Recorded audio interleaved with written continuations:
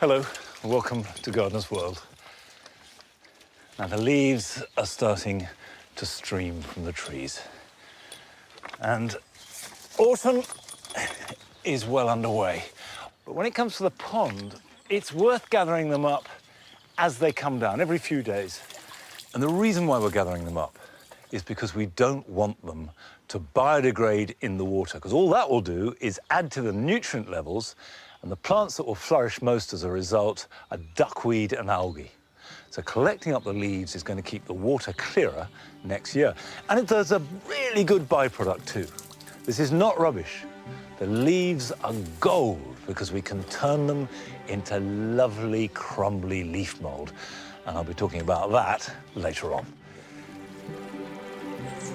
Also this week, Carol makes a final visit to new gardeners Dom and Dan as they look back over their progress during the past year.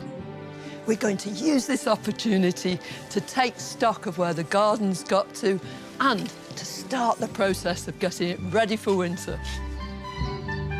And in another instalment of Rachel's Cut Flower Diary, we join her as she begins to see some results.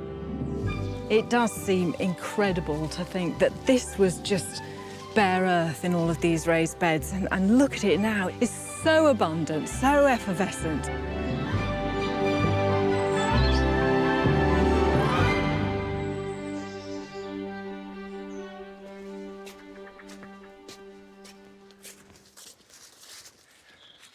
Now, I've got a problem in this part of the garden. This is the back of the pond. And for years, it was really quite a wet area. It was very much part of the damp garden. But it's got too shady and too dry, and that combination is proving disastrous for these dogwoods, the cornus. Now, at this time of year, you can move shrubs or small trees. This is the moment to do it, because then the roots might grow a little bit, they get established, and then in spring, when the leaves start to grow, there is some foundation for them. Now this one, not growing at all well. So we'll start with this, dig it out. I mean, luckily it has rained, because I thought about doing this a week or two ago, and I could hardly get a spade in the ground. So it also means the plant has had a drink, which, if you're going to move anything substantial, give it a really good soak a week before you do so. And then it'll be in better health when it comes to the trauma of a transplant. I'm very fond of dogwood.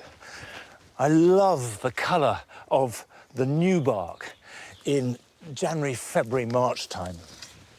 So I want to look after them and preserve them. Look, that's hardly grown out of its planting hole. There we are. Look at that. You can still see the shape of the pot that it was in. Poor thing, and that's dry in there. We've had masses of rain over the last week. That's bone dry, and that completely explains why that's not thriving. So we'll give you a new home, old chap. There we go, you see, poor thing.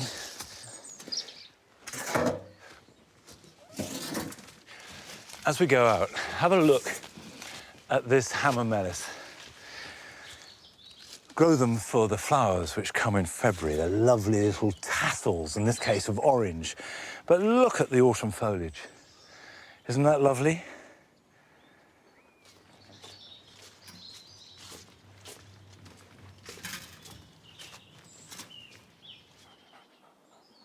Go on, Nigel, out of the way.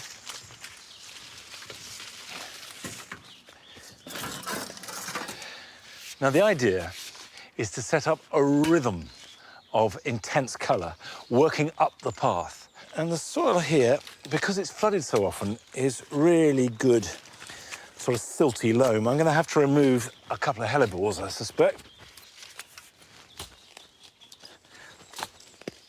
Right, that can come out.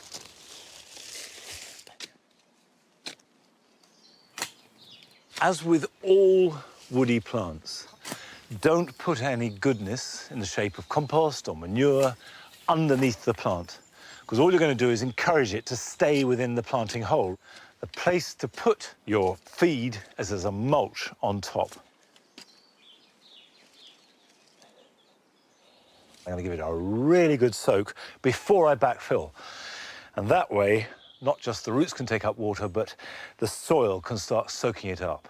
So I'm not burying dry soil beneath the roots. Good boy. Better to give too much water than too little. I'm giving it 3 gallons in there.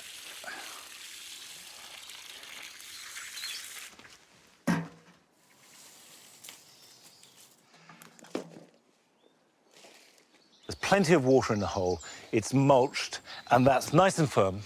Now, if this was not a cornice, I might well prune it back to reduce the strain on the roots.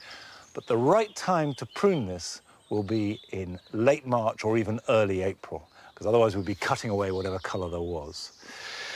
That should begin to feel at home next year. I don't think it will put on a really good display until the spring following it, but at least now it's got a fighting chance, and we've got a chance to enjoy it too. Now, over the past year, Carol has been paying regular visits to Dom and Dan, our beginner gardeners, and helping them create their back garden. And today she pays her final visit and gives them a hand putting the garden to bed for winter. When I first met Dan and Dom earlier this year in March, their garden was a sea of mud, but they have big ambitions. Since then, with a little bit of help and inspiration, they've made paths, built walls, created flower beds, laid lawn, grown loads of veg and planted fruit trees to create a lovely family garden. Well, sadly, today is the last time I'm going to be with them, but we're going to use this opportunity to take stock of where the garden's got to and to start the process of getting it ready for winter.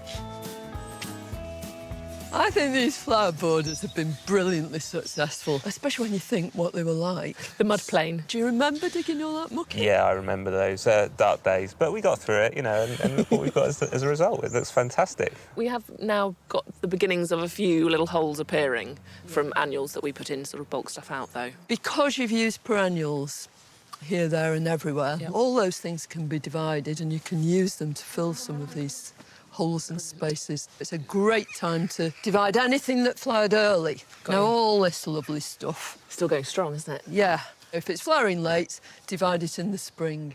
But some things, like your pulmonarias, flowered early. It's a terrific plant, and I think it'll look brilliant over there, With wouldn't a little it? gap in. Yep. The whole idea is to go down dead straight with your spade.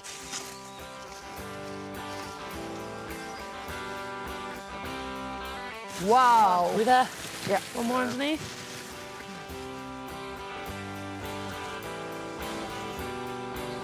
Now, I don't think you're going to need anything under there, you know, any extra muck, because you've done such a grand job already of preparing your soil.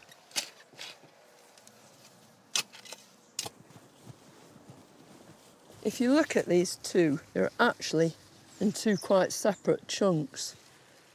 You want the same level as when you had it planted before. And as you go, you can just shake this in so you know there are no air pockets. Really firm it.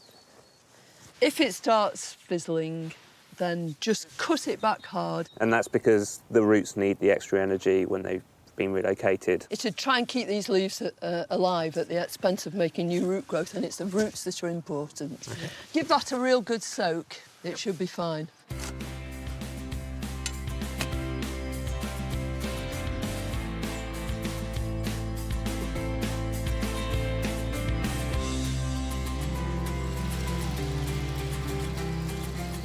What about this lovely meadowy bit over here? It has been incredible. It's one thing everyone who comes has been blown away by it. I didn't realise how big it was going to grow, and it's got a little bit unruly, and so we haven't really been able to utilise the bench. What will you do next year, are you thinking about this? Well, we sort of thought we might keep an element Yeah. of the meadow, maybe over to one side. You can save this seed now. Things like your cornflowers, this gorgeous blue. That Ami, I know you loved that, Yeah, it's didn't beautiful. you? So we can collect some seed from this. But then on this side, what are you thinking about? Well, there are a few plants, weren't there, when we were walking around Rosemore, we thought it'd be lovely to start actually looking into a little bit. Why not plant some bulbs? They'll be growing on. You know, you can be planting your herbaceous stuff in between them. And if you take all this out, I would actually improve the fertility, give it a good mulch of compost or rotted muck. So if we're going to get rid of all of this, how are we actually going to go about doing that? You just rip it out.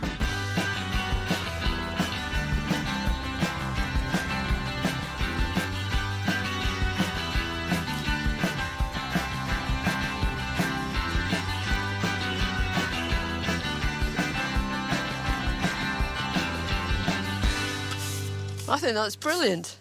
I feel like the foreman.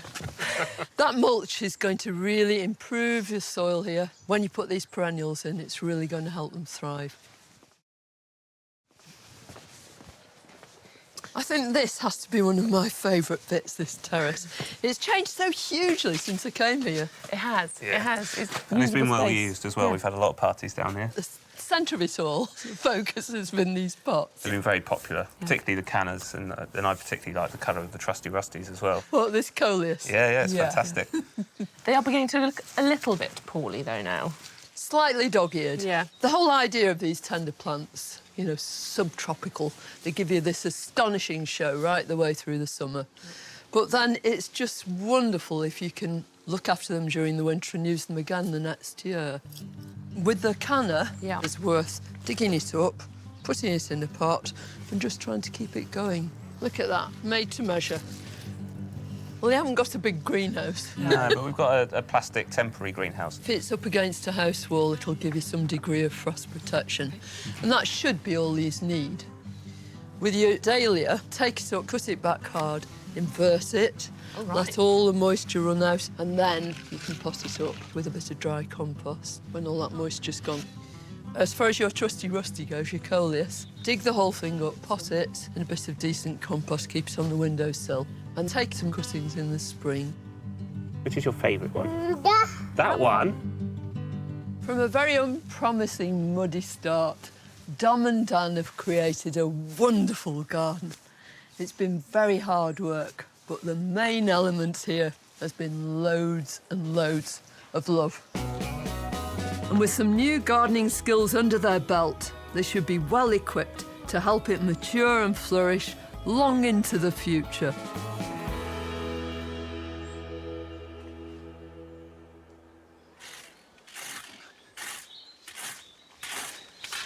It's been lovely to see Dom and Dan's garden develop over the year, and I wish them every success for the future. And of course, the key thing is to fall in love with the process rather than feel that there is an end result to achieve. Because the truth is, every year it's different.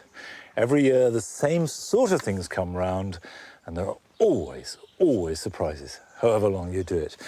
And of course, one of the jobs that absolutely is guaranteed to come round at this time of year is leaf collecting, and whether it be in the pond or on the ground, the leaves will gradually fall.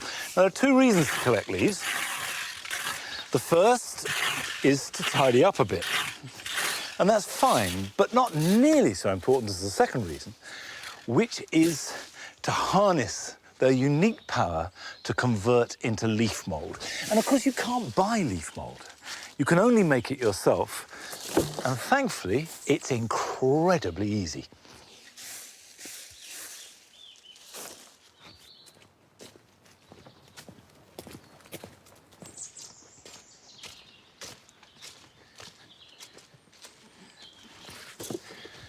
When leaves fall, they go into a slow process of decomposition, which at all stages is gentle and involves none of the heat or the smell or sometimes the slime you get with composting, which is mainly done by bacterial action.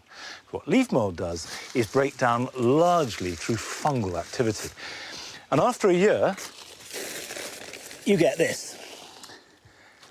And this is simply leaves that have rotted down, and they were on the tree this time last year. And we use them partly with potting compost, which works really well, and also as a mulch for woodland plants, particularly things like hellebores under shrubs and trees, absolutely ideal. Now, the best way to encourage the fungal action that they need is to store the leaves in a bay. And if you haven't got room for a leaf mould bay, the other way you can keep them is just put them in a bag. Put them in a bin bag like that, Make sure they're good and wet. Punch a few holes in the bag with a pencil to drain off any excess water. Turn the top over, stick them out the way, and forget about them until next autumn.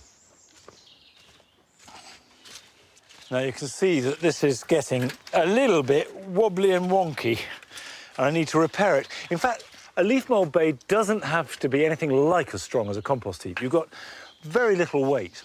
The main purpose is to contain the leaves and stop them blowing away. So chicken wire is ideal. You let air in and just enough posts to keep them upright, but that won't do. Not all leaves will behave in the same way. Ash, beech, hornbeam, hawthorn, apple will all rot down very quickly. They're very good for leaf mould. You'll find that oak leaves take a little bit longer. They're thicker and slower to break down, but they're still perfectly good. Don't add any evergreen leaves at all. They will take much longer. So keep it to deciduous trees where the leaves fall to the ground every year. And finally, if you've got any pine trees and you want ericaceous leaf mould, you can keep pine needles separate, break those down, and they will be great for mulching around rhododendrons or azaleas or camellias. That'll hold. That'll take this year's crop of leaves. And the job done. Now, talking of jobs, here are some other things you can be getting on with this weekend.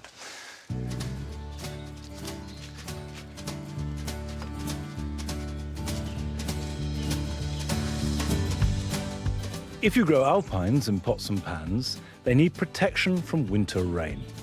A cold frame is ideal. Just close the lid enough to keep the rain off, but don't worry about cold, because that won't harm them. And if you don't have a cold frame, simply balance a sheet of glass, and a couple of upturned pots will do. Put the pot underneath, and that's all the protection it needs. Winter salad crops, such as rocket, should keep growing for a little while longer, but to extend their season and therefore your harvest, cloche them if you can. The important thing is to protect them from wind and rain as much as cold, so leave the ends of the cloches open to ensure good ventilation. If you pot up amaryllis bulbs now, they will be ready to flower in the new year. Use a free-draining compost and leave the top third of the bulb standing proud of the surface. Water them lightly and put them somewhere warm and light to grow.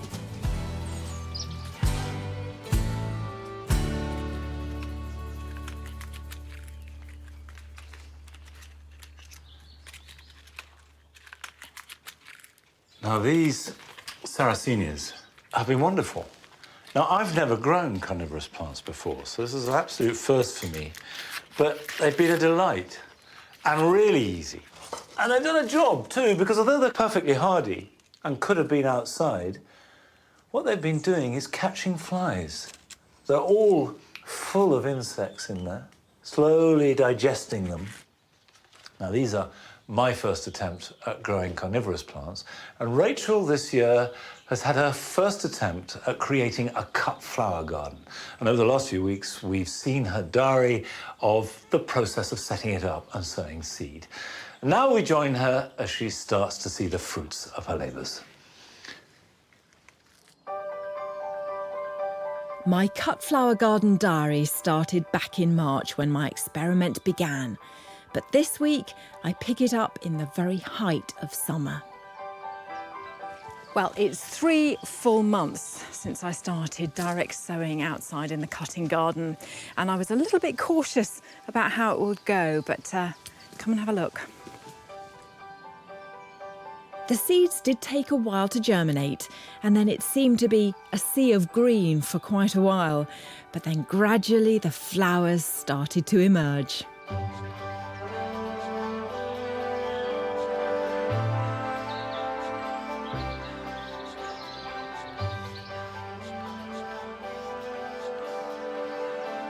It does seem incredible to think that this was just bare earth in all of these raised beds, and look at it now. It's so abundant, so effervescent. I'm really pleased with it. So over here, the dahlias, masses of colour already, and because it's been such a warm year, they really came through early. Now this bed, I'll just put that down, this bed, I was experimenting with these mixes, and I have to say this perhaps was the most problematic part of it. Although it looks very lovely now, at the beginning when I sowed the seeds, it was impossible to tell which ones were weeds and which were actually the flowers I wanted to keep. So I'm not sure I would do this again. The real success for me has been these beds. I like the way that they're in blocks. The clary sage, I think, has been a big success. Masses of flower, things like the cornflowers. I do wish I put in some more colours. So as I go through this process, I mean, it's an experiment for me too. I'm thinking all the time, what am I going to do next year?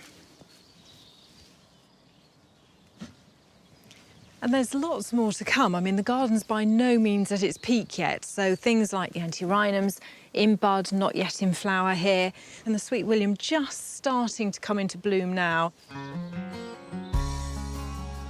As I saw my cut flower garden take shape, I also saw the gaps in my planting, the kind of flowers I was missing.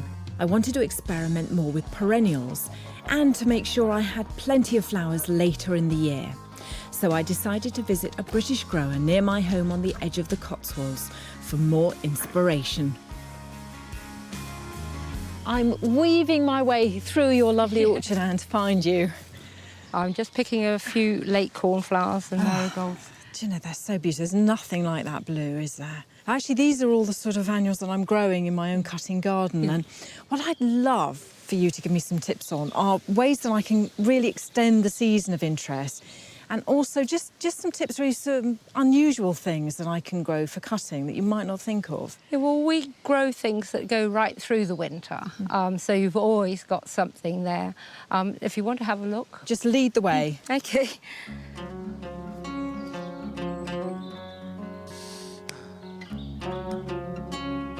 Yeah, this is my hot colours.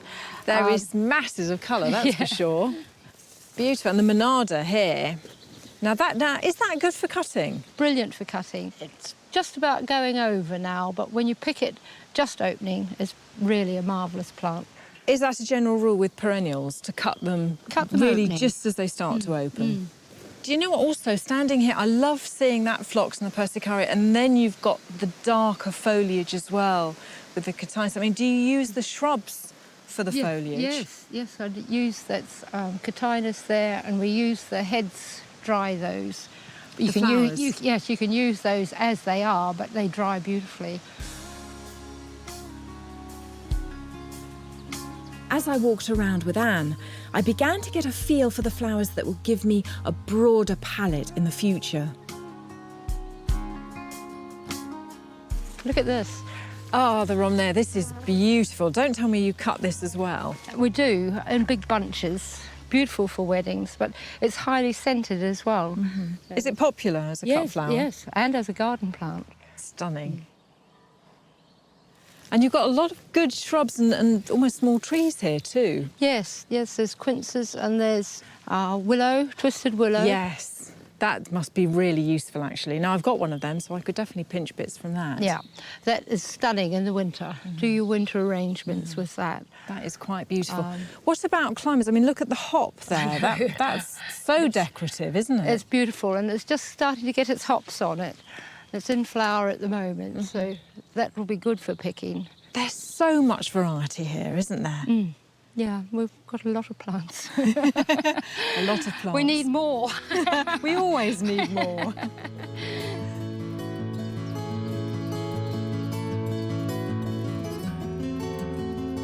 Just look at this stunning arrangement that Anne's just put together. So beautiful.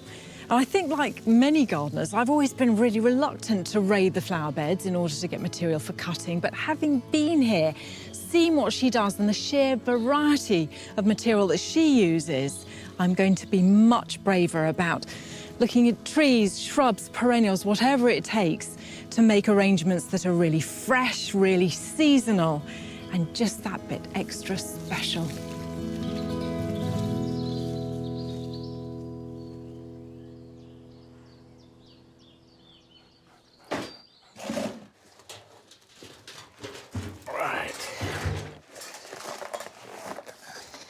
I think that if you're inspired to grow cut flowers, good time to prepare it is over winter. Make raised beds, order your seeds, get it all set, so come next March, you're ready to go. Now this banana, hopefully, is ready to go to bed. I've drained liquid out, there's quite a lot in there. So I'm going to store it just in a pot. I'm going to pack some leaf mould around it. It will, A, keep it upright, and B, just give it enough protection over the winter months. The key thing is, I don't want this to grow. I want it just to stay alive. So we'll put that in a dark, cool, frost-free place, which for the moment is the tool shed.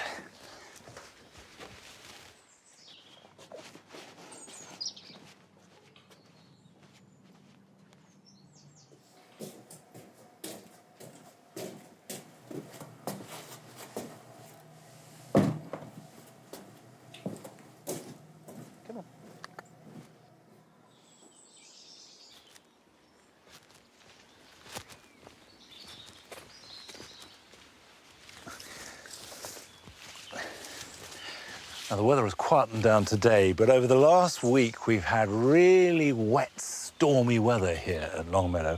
And at this time of year, you do get a lot of damage. I've got a tree dahlia here. You can see it's blown right down. Here we go. And it's actually lifted out of the soil. Now, tree dahlias are tender, so it's got to be lifted just like you would any normal dahlia and stored over winter. So I'm going to cut this one off. But it is worth going through the borders regularly throughout October, even into November, and tweaking them. Just seeing what's fallen, trying to support it if you can, enjoying the flowers, like these Tiphonias, for example, are still flowering. The first frost will kill them dead, but you might as well get the most from them as long as you can. But this is going to have surgery. I'll cut it right off there.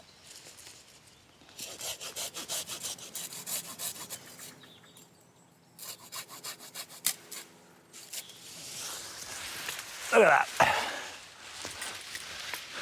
Now that's all this year's growth. They are magnificent plants. Look how beautiful that is. And then the ribs of the leaf stem. Really exotic. That can come out.